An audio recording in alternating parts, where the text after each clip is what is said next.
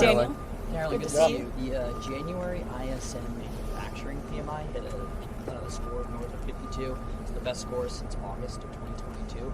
What should that tell Americans about manufacturing activity possibly surging under the Trump administration? Well, the president's tariffs are working, and his economic agenda is working. When you combine tariffs and reshoring American manufacturing and investments in this country, which the president has played a huge role in directly recruiting those investments from countries and companies all over the world to the United States, you're creating jobs. We've seen construction jobs have surged in the past few months. That's because those factories are being built right here in the United States, and we're putting Americans to work.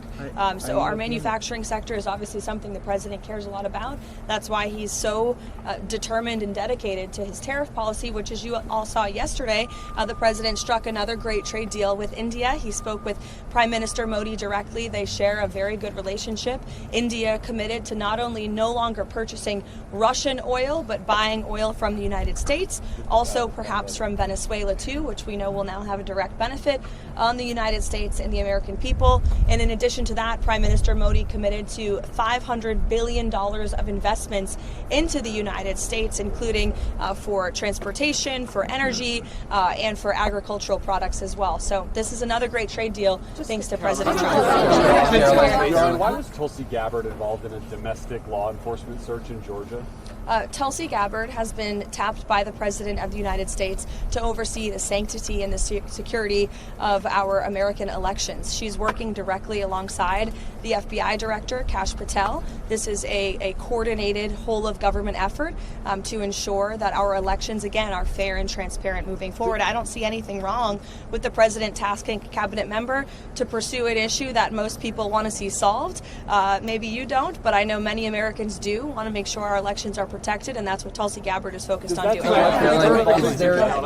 Is there something specific that the president has concerns about that led him to ask the Director of National Intelligence to go down to Fulton County? I just explained the president's concerns with voting in this country, and it's something that he wants to see solved for future elections, and I think that's something all Americans can get behind. Trump has called President Petro a drug dealer, thug, lunatic, and President Petro has called the American army to not pay attention to President Trump.